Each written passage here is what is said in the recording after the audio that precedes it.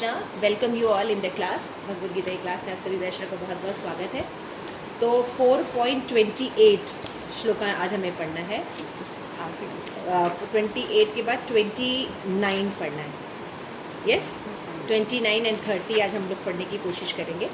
तो उसको समझने की कोशिश करते हैं, क्योंकि हमने पिछले श्लोक में देखा था कि हर कई प्रकार के यज्ञ होते हैं, है ना।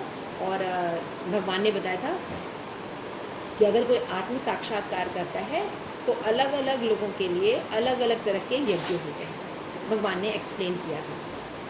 तो हम पढ़ रहे थे कि अगर कोई देवताओं की पूजा करना चाहता है ना, तो वो भगवान देवी देवताओं की पूजा कर सकता है। कोई अगर मतलब श्रवण आदि करना चाहता है ना, तो वो ब्रह्मचारी बन सकता है। और फिर कुछ लोग होते हैं जो इंद्रिय विषयों में लगना चाहते हैं, तो गृहस्थी नामक यज्ञ कर सकते हैं। उसके बाद 27 में हमने देखा था कि जो मन और इंद्रियों को वश में करते हैं वो योगी हो सकते हैं, है ना। योग करके अपना यज्ञ कर सकते हैं।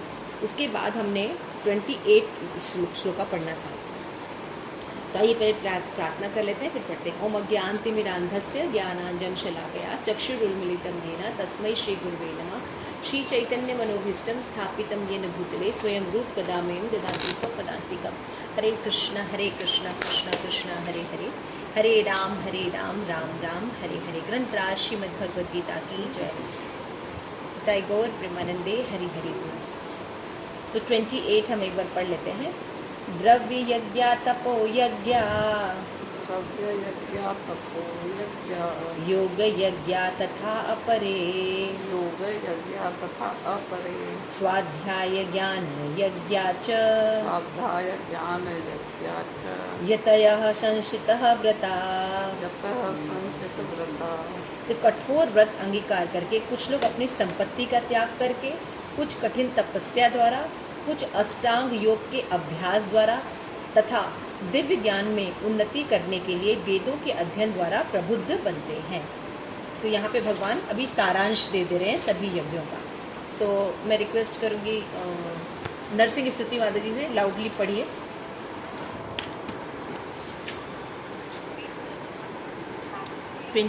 तात्पर्य।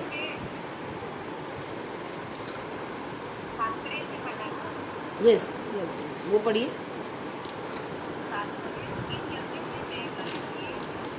बहुत से लोग विविध प्रकार के दान पुण्य द्वारा अपनी संपत्ति का यजन करते हैं। भारत में धनाढ्य व्यापारी या राजवंशी अनेक प्रकार की धर्मार्थ संस्थाएं खोल देते हैं तथा धर्मशाला, अन्न क्षेत्र, अतिथिशाला तथा गरीबों को भोजन, शिक्षा तथा चिकित्सा की सुविधाएं प्रदान करने के तात्पर्य संस्थान है। यह सब दान कर्म द्रव्यमय यज्ञ है। अन्य लोग जीवन में उन्नति करने अथवा उच्च लोक में जाने के लिए चंद्रयान तथा चतुर्मास्य जैसे विविध तप करते हैं। इन विधियों के अंतर्गत कतिपय कठोर नियमों के अधीन कठिन व्रत करने होते हैं। उदाहरणार्थ, चतुर्मास्य व्रत रखने वाला वर्ष के 4 मासों में जुलाई या अक्टूबर तक बाल नहीं कटाते, ना ही कतिपय खाद्य वस्तुएं खाते हैं और न दिन में 2 बार खाता है, न निवास स्थान छोड़कर कहीं जाता है। जीवन के सुखों का ऐसा परित्याग तपोमय यज्ञ कहलाता है। कुछ लोग ऐसे भी हैं जो अनेक योग पद्धतियों का अनुसरण करते हैं तथा पतंजलि पद्धति ब्रह्म में सदाकार होने के लिए अथवा हठ योग या अष्टांग योग विशेष सिद्धियों के लिए कुछ लोग समस्त स्थानों की यात्रा करते हैं। ये सारे अनुष्ठान योग यज्ञ कहलाते हैं, जो भौतिक जगत में किसी सिद्धि विशेष के लिए किए जाते हैं। कुछ लोग ऐसे हैं जो विभिन्न वैदिक साहित्य या तथा उपनिषद तथा वेदांत सूत्र या सांख्य दर्शन के अध्ययन में अपना ध्यान लगाते हैं। इसे स्वाध्याय यज्ञ कहा जाता है। ये सारे योगी विभिन्न प्रकार के यज्ञों में लगे रहते हैं और उच्च जीवन की तलाश में रहते हैं, किंतु कृष्ण भावनामृत इनसे पृथक है, क्योंकि यह परमेश्वर की प्रत्यक्ष सेवा है।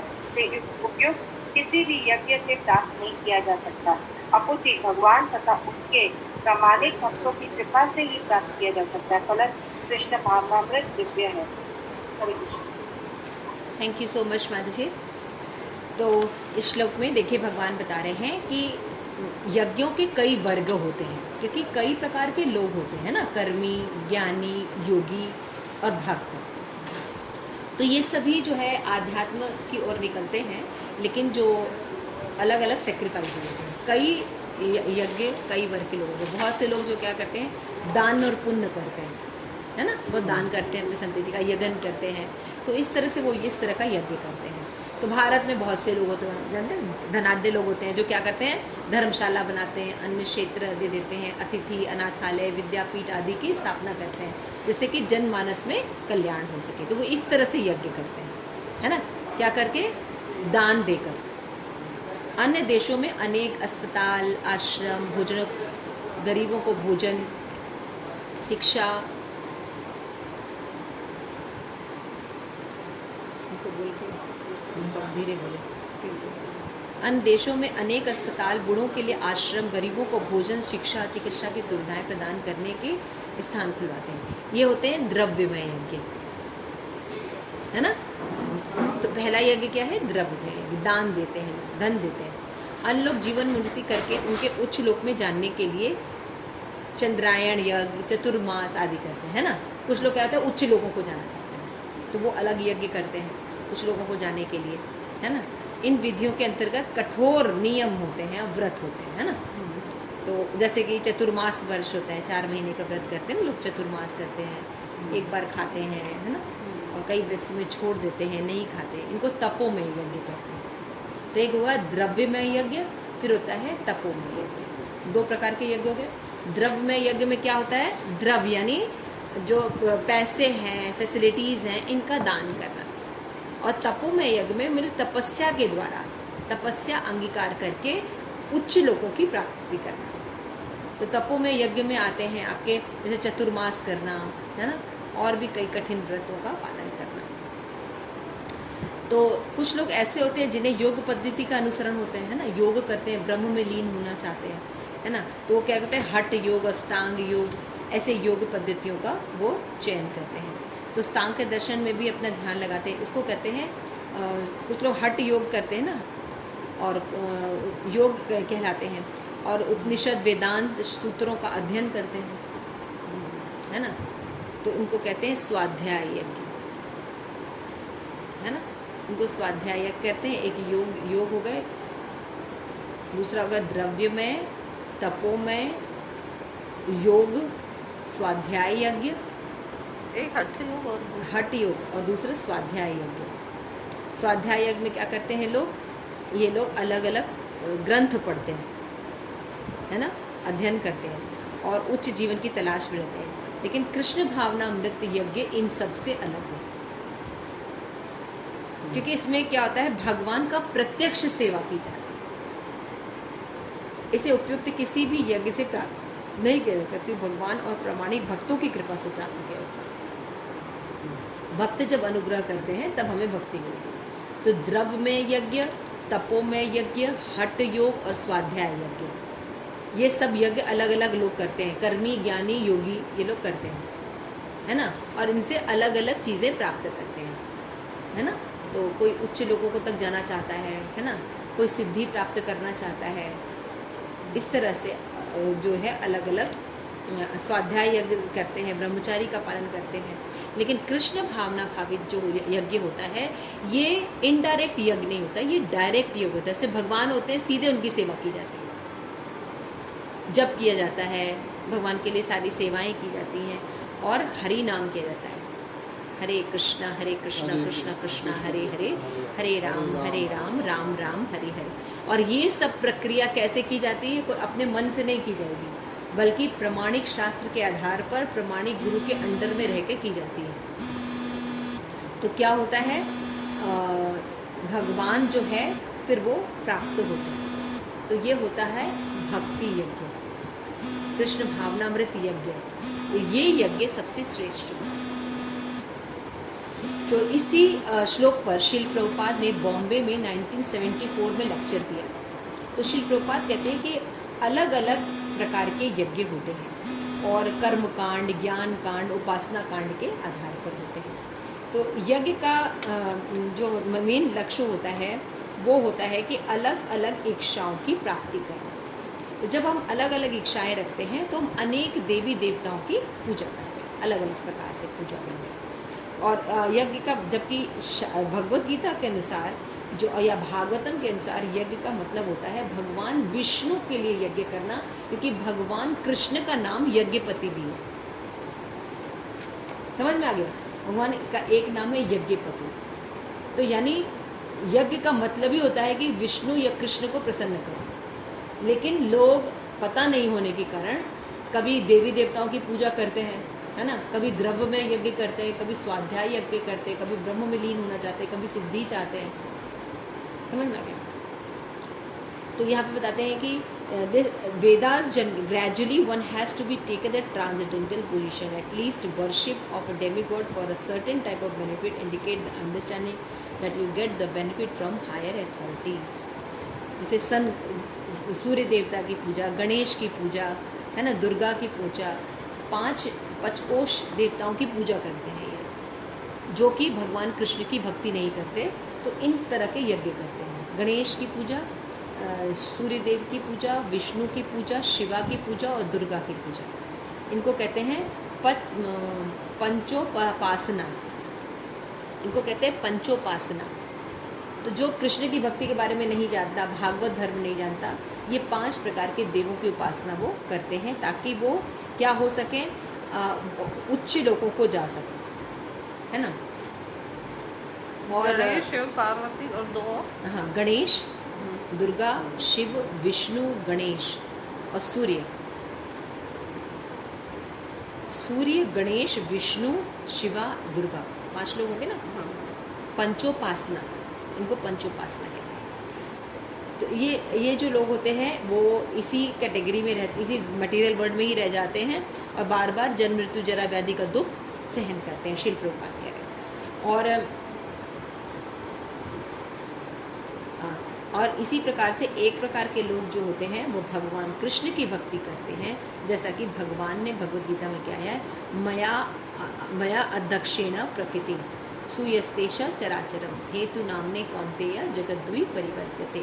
भगवान कहते हैं कि जितनी भी ये मटेरियल वर्ल्ड है ये मेरे अंडर में काम करती है, मैं इसके अंडर में नहीं रहता। जो मेरी शरणागत हो जाता है तो इस भवसागर से आसानी से पार हो जाएगा। यानी इतना यज्ञ करके, इतना सेक्रीफाइस करके, इतने उच्च लोगों को भी जाकर वो कभी भी हर तरह के बंधन से मुक्त नहीं होते। लेकिन कृष्ण की भक्ति करने से जीव क्या होता है, सभी बंधनों से मुक्त होकर अपने धाम भगवत धाम को वापस चला जाता है, जहाँ जन्म मृत्यु जरा व्याधि नहीं होता। तो यहाँ पे बताते हैं कि इसमें बताया गया है कि everyone is trying to be peaceful and happy life. हर कोई, शिल प्रभुपाद करे, हर कोई चाहता है ना कि उसके जीवन में जो अशांति फैली हुई है, लड़के की शादी नहीं हो रही है, नौकरी नहीं मिल रही है, लड़की की शादी नहीं हो रही है, बच्चे नहीं पैदा हो रहे, कितना दुख है ना, बीमारी, कितना परेशान रहते हैं लोग, आप देखिए। और कुछ भी करते हैं, ये दरगाह तक चले जाते हैं, पता नहीं क्या क्या भूत प्रेत में चले जाते हैं अपने परेशानियों का इलाज करने के लिए, है ना। तो लोग इतने परेशान हैं, लेकिन बता रहे कि अगर हमें असली में भक्ति करनी है तो हमें भगवत गीता में रिकमेंड करना जो लिखा है यज्ञ, वो है कृष्ण भावना भावित यज्ञ। वो करना चाहिए जो कि सरल भी है, युग धर्म भी है और इससे दिव्य लाभ भी प्राप्त होता है। जो हमारे क्लेश हैं ये जड़ से मिट जाते हैं, शिल प्रभुपाद कह रहे हैं। So if we simply hear about Krishna, मान लीजिए आप कुछ नहीं भी कर पाते हैं, लेकिन अगर भक्तों के मुख से भगवान की जो भगवद गीता, श्रीमद् भागवतम पढ़ते भी हैं तो भी उसका इतना ज़्यादा बेनिफिट है कि आप बंधनों और कलेशों से मुक्त हो जाएंगे, पापों से मुक्त हो जाएंगे। देखिए कितना बताया है। And chanting the holy name, dancing in the ecstasy is also यज्ञ। ये भी यज्ञ है और ये सर्वश्रेष्ठ यज्ञ है, श्री प्रभुपाद कहते थे। तो according to one means, according to one position one should worship Krishna. Krishna के लिए हमें कुछ भी छोड़ने की और कठिन तपस्या करने की ज़रूरत नहीं है। हम जिस आश्रम में हैं, जहाँ पे हैं, वहाँ पे रह के हम बोले हरे कृष्णा कृष्णा कृष्णा हरे हरे, हरे राम राम राम हरे हरे।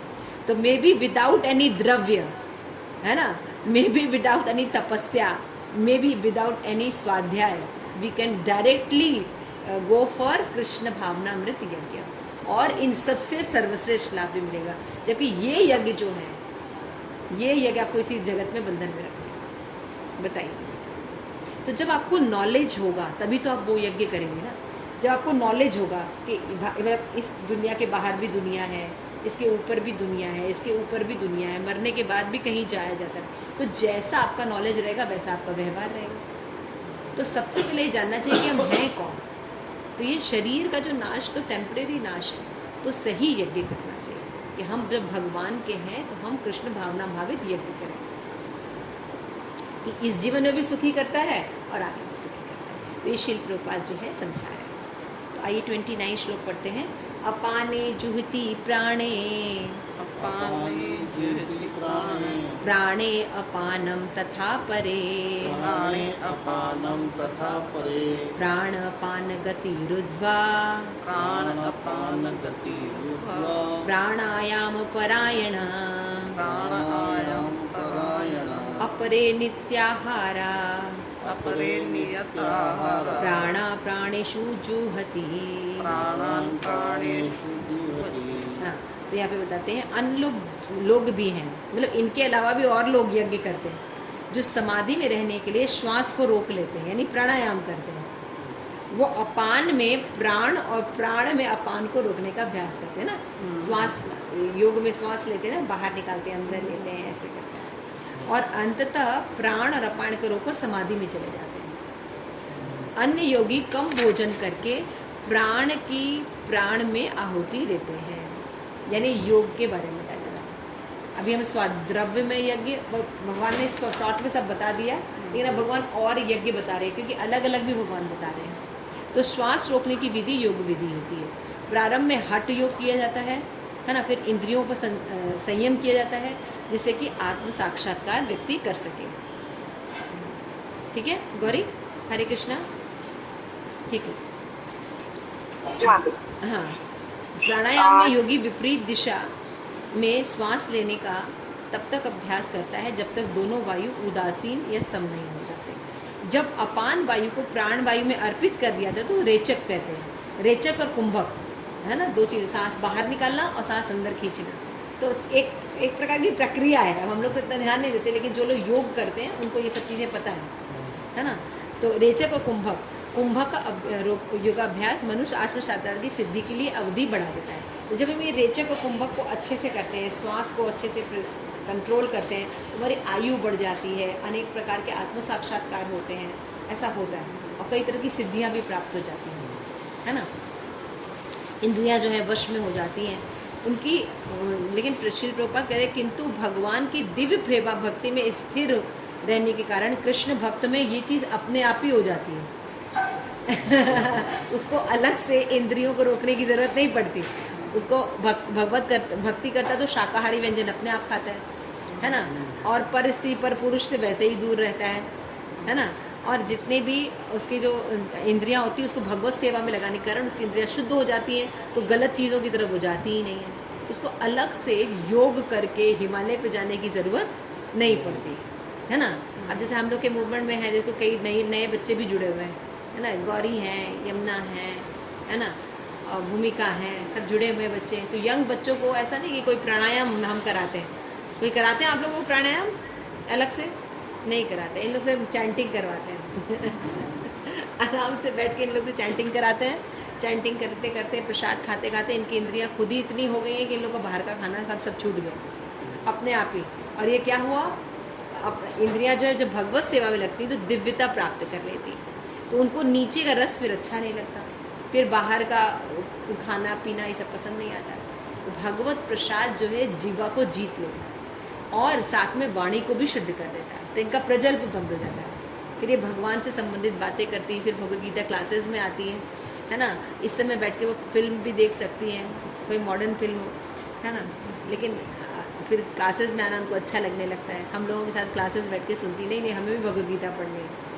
तो इस तरह से कहते हैं। तो इसलिए भगवान कहते हैं भगवद गीता के 14.26 में, माचा योग अभिचारिणी भक्ति योगेन सेवते स गुणान समितेनान ब्रह्म भूयाय कल्पते। तो यानी सोचिए आप लोग जो कृष्ण कॉन्शियसनेस एक्सेप्ट किए हैं उसके बारे में सुनिए। जो व्यक्ति भगवान की निश्चल भक्ति में प्रवृत्त होता है वो प्रकृति के गुणों को लांघ जाता है, यानी उसको एक्स्ट्रा प्रयास करने की जरूरत नहीं पड़ती दुखों से निकलने के लिए या पाप से मुक्त होने के लिए।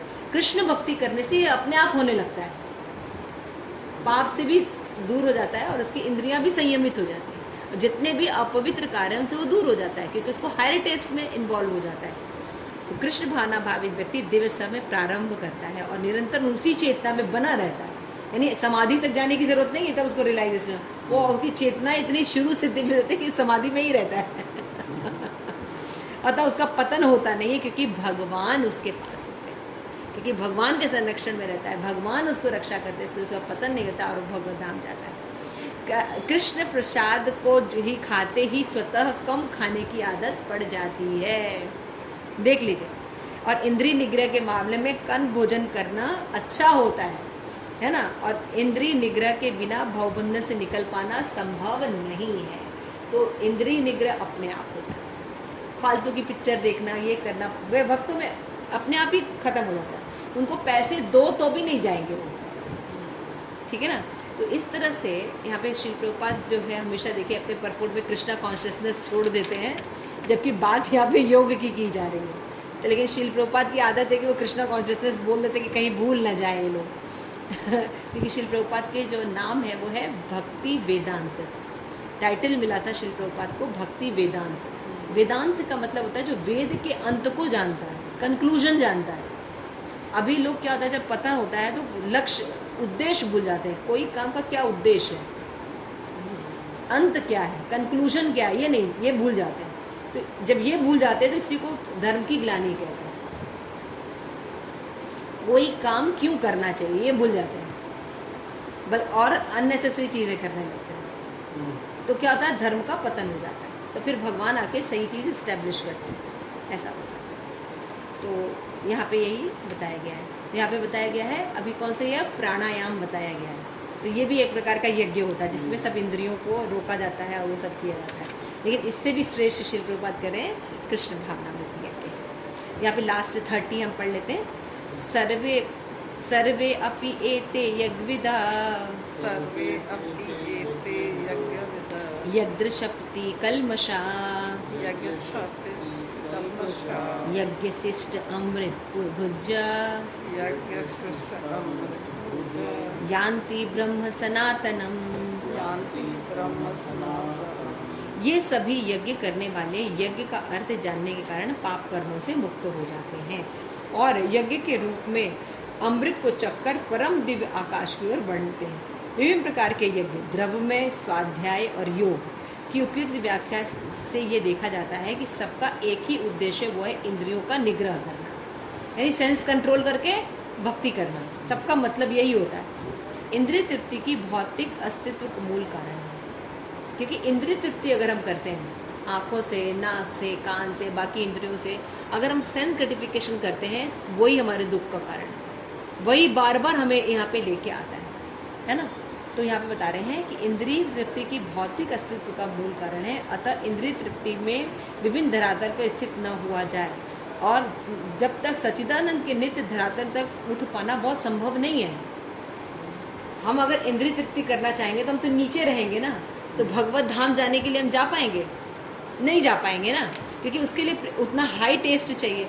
जब हम भक्तों का एसोसिएशन करते हैं, उनके साथ जाते हैं, उनका वैभव जब देखते हैं तो उनके प्रति लगाव डेवलप होता है, तब हमें जीवन का लक्ष्य पता चलता है ना, हायर टेस्ट पता चलता है, तब हमारी चीज़ें अपने आप छूट जाती हैं। श्रील प्रभुपाद यही समझा रहे कि सारे यज्ञ संसार में पाप कर्मों के विमल करने के लिए ही बनाए गए, कि वो जिस भी जगह है वहाँ पे कम से कम थोड़ा सा कुछ करें कि वो पाप से मुक्त हो जाए। जीवन की इस प्रगति से मनुष्य केवल सुखी और ऐश्वर्यवान ही बन सकता है। यज्ञ द्रव्य में यज्ञ करे, स्वाध्याय यज्ञ करे, योग करे, तो इससे क्या होता है थोड़ा सा सुखी हो सकता है, किंतु अंत में निराकार ब्रह्म में लीन होकर फिर वापस यहीं आके दुख के सागर में रहना पड़ेगा। मतलब ये सारे यज्ञ इतना समय लेते हैं, इतना ज़्यादा आपका देखिए, आप हिमालय पे कितने कितने सालों से लोग रहते हैं जो योगी होते हैं, है ना, जो पढ़ते हैं, स्वाध्याय करते हैं, कितना पढ़ते हैं, गर्मी में कमरे में बैठ के पंखा ऐसे ट्रेन चलता है, उसमें पढ़ते रहते हैं, स्वाध्याय, हाँ, और दान पुण्य कितना करने के लिए कितना कमाना पड़ता है, फिर उसके बाद दान पुण्य किया जाता है, हाँ? दिन रात गधे की तरह काम करते रहते हैं। जो बड़े बड़े लोग होते हैं उनके पास टाइम होता है, मीटिंग पे मीटिंग, मीटिंग पे मीटिंग, फिर उस पर वो दान देते हैं, है ना? इतना करने के बाद भी वो लोग इसी जगत में रहेंगे।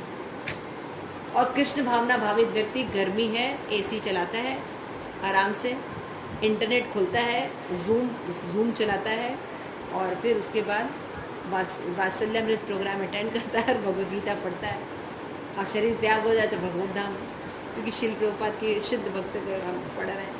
तो बताइए, ना हिमालय जाना, ना कुछ करना, अपनी स्थिति में बने रहना, और प्लस अभी भी सुखी रहना और आगे का जीवन भी सुखी कर देना। बताइए, ये है कृष्ण भावना भावित। शिल प्रभुपाद यही कह रहे हैं कि शाश्वत धाम को प्राप्त करता है, जबकि ये लोग यही निराकार ब्रह्म में घूमते रहते हैं ज़्यादा से ज़्यादा मोक्ष प्राप्त करके। तो हमसे कम तपस्या भी है और लाभ भी उच्चतम है, जो कृष्ण भावना भावित यज्ञ है। और बाकी यज्ञ जो है वो उच्चतम तपस्या भी लेते हैं, कठिन वो भी लेते हैं, लेकिन उसके बावजूद हम इसी जगत में ही रहते हैं, लौट के इसी जगत, स्वर्ग जाके भी वापस यहीं है ना, योग की सिद्धियां प्राप्त करके भी वापस यहीं। फायदा क्या हुआ मेरे कहने? तो देखिए, ये सब जानकारी हमें होगी तब क्या होगा, हम बाकी यज्ञों में इंटरेस्टेड नहीं होंगे। हम डायरेक्ट कृष्ण कॉन्शियसनेस की एक्टिविटी को बड़ी मजबूती से कहेंगे, क्योंकि हम जानते हैं कि बाकी ये कठिन परिश्रम करके भी मिलता क्या है, वेद का अंत क्या है। दुर्गा जी की ये वाली पूजा करके क्या मिलेगा, शिव जी की ये वाली पूजा करके हमें क्या मिलेगा, है ना? कोई भौतिक सामान ही तो मिलेगा, शादी हो जाएगी, ये हो जाएगा, अच्छी जॉब मिल जाएगी, है ना? फिर क्या करेंगे, हम इसी जगत में बने रहेंगे, कंटिन्यू रहेंगे। आज तक यही पढ़ते हैं, ठीक है? किसी का कोई प्रश्न है तो पूछ सकते हैं। श्रील प्रभुपाद की जय। जी भी जैसे चतुर्मास में जैसे कुछ तपस्या करने के लिए हम लोग कुछ करते हैं, जैसे छोड़ते हैं कुछ चीजें, तो वो तो हम परंपरा में रह के या हम अपने गुरुजनों का आदेश के ऊपर रह के ही करते हैं, तो वो करना तो गलत नहीं है ना? चतुर्मास का यज्ञ जो वैष्णव करते हैं, एकादशी का व्रत जो वैष्णव करते हैं, उसमें वो जिन चीज़ों का पालन करते हैं वो उनको भगवत धाम ले जाता है। तो जैसे कि आप बता रहे हैं कि जो हम नियम पालन करते हैं 4 प्रकार के ना, कि हम मांसाहार नहीं करते हैं, हम किसी प्रकार का मांसाहार नहीं करते, किसी भी प्रकार का जुआ नहीं खेलते हैं, हमको भी मतलब वो नहीं करते, मतलब सेक्स नहीं करते, सेक्स नहीं करते। तो ये जो नियम आप बोल रही हैं हम पालन करते हैं, तो ये तो भक्ति नहीं है, ये तो मनुष्य बनने के लिए, ये भक्ति के थोड़े नियम है, ये तो मनुष्य बनने के लिए है। एकादशी में भी जो हम लोग पालन करते हैं, इसीलिए जो बहुत पालन करते हैं आप देखिए वो ज़्यादा भगवत भक्ति नहीं करते हैं। चतुर्मास में भी जो वैष्णव इन सब चक्करों में ज़्यादा पड़ते हैं वो भगवत भक्ति ठीक से नहीं करते। शिल प्रभुपाद को फॉलो करना चाहिए, बहुत ज़्यादा नहीं। शिल प्रभुपाद हमेशा कहते थे we have to shave every day, we have to clean every day, है ना? शिल प्रभुपाद इसको रिकमेंड नहीं करते थे। शिल प्रभुपाद कहते थे अगर हम चैंटिंग कर रहे हैं, प्रचार कर रहे हैं और भगवत गीता पढ़ रहे हैं, वी आर इन सर्वश्रेष्ठ द्रव्य यज्ञ, हमें कुछ एक्स्ट्रा करने की जरूरत नहीं। लेकिन आप जब भक्ति करी ना मध्य जी, देखिए अपने आप वैराग्य होता है। बहुत ऐश्वर्यशाली फूड खाने का, मतलब पहले तो शुरू में बहुत मन करता है, लेकिन धीरे धीरे मतलब प्रसाद वगैरह में भी ऑपुलेंस प्रसाद देखे लेने का मन नहीं करता है, सिंपल प्रसाद भी खाने का मन करता है ना? सिंपल लाइफ स्टाइल भी अच्छी लगती है, सिंपलिसिटी भी बहुत कुछ माने लगती है। तो धीरे धीरे ये सब चीज़ें ऑटोमेटिकली डेवलप हो जाती हैं भक्ति करने से। तो उसमें जो चीज़ें बताई जाती हैं वो शास्त्र के हिसाब से बताई जाती है ताकि मनुष्य की कैटेगरी में आए। लेकिन भक्ति के लिए कोई ऐसा नियम नहीं होता, क्योंकि भक्ति में वही नियम करते जो भगवान बताते हैं। तो कर्मकांडी अलग होते हैं, कर्मकांडी अपने मन से सब नियम बना लेते हैं, पता नहीं उसका लक्ष्य क्या होता है, मुझे पता नहीं होता है। जैसे चैतन्य महाप्रभु की लीला में देखिए कि चैतन्य महाप्रभु जब शुरू में कीर्तन करते थे तो वो श्रीवास के आंगन में करते थे, और कुछ लिमिटेड शुद्ध भक्त होते थे उनके साथ ही करते थे, कोई गैर व्यक्ति अलाउ नहीं होता था। तो एक बार श्रीवास ठाकुर ने, एक ब्राह्मण जो थे वो बहुत देखना चाहते थे, और बहुत ही शुद्ध थे वो ब्राह्मण, वो केवल दूध पीते थे। लेकिन चैतन्य महाप्रभु ने जब कीर्तन शुरू हुआ तो क्या कहा कि कोई अभक्त यहाँ पे है कि मेरी साधना नहीं हो रही, कौन है? तो नहीं, कोई नहीं है चैतन्य महाप्रभु, हम ही लोग हैं। कि नहीं, मेरी भक्ति नहीं हो रही है, कौन है? न कहते वो बहुत शुद्ध व्यक्ति है। क्या शुद्ध है? दूध पीता है। कहते भक्त नहीं है, उसको निकालो यहाँ से। तो मतलब खाली दूध पीता है तो इससे ऑस्टेरिटी नहीं हो जाती है। सोचिए, केवल दूध पीता था, शुद्ध ब्राह्मण था, लेकिन अहंकार होता है ना, मैं केवल दूध पीता हूँ। शुद्ध भक्त कहाँ होगा? वो तो इतने अहंकार में रहेगा कि भगवान की भक्ति क्या करने वाला। तो अहंकारी अलग चीज होते हैं, भगवत भक्त अलग अलग लोग होते हैं। मतलब ये भी एक अहंकार है। अहंकार नहीं है कि हम एकादशी, अब देखिए जो चतुर्मास का व्रत रखते हैं, दिन भर सुनते रहेंगे मैं एक ही टाइम खाता हूँ नहीं मैं ये नहीं करता, मैं वो नहीं करता। प्रचार के लिए लोग नहीं जाते हैं, क्या कर रहे हैं? एक चतुर्मास कर रहे हैं, है ना। तो कहाँ क्या करना चाहिए वो अपने गुरु से पूछ के तब हमें करना चाहिए। तो जो इन्हीं सब चीज़ों को ज़्यादा माने रखते, जैसे बहुत से लोग क्लीननेस को बहुत ज़्यादा मेंटेन करते हैं, तो वो गुरु में भी, अरे गुरु ने माला ऐसे रख दी या अपने काउंसिल को, अरे उन्होंने ऐसे कर दिया, दिन में ऐसे ही देखते रहते हैं। ये सब चीज़ें इतना माने नहीं होती सब। मेन बाकी कॉन्शियस मूड पकड़ना, श्री प्रभुपाद का यह मतलब ये। तो वो प्रभुपाद यही तो कह रहे हैं कि इतने यज्ञ कर कर भी वो लोग क्या कर रहे हैं? दे कम बैक फॉर सफरिंग। और अधिक कोई क्वेश्चन? यस विष्णु अमिताभ प्रभु जी, आप पूछ रहे थे।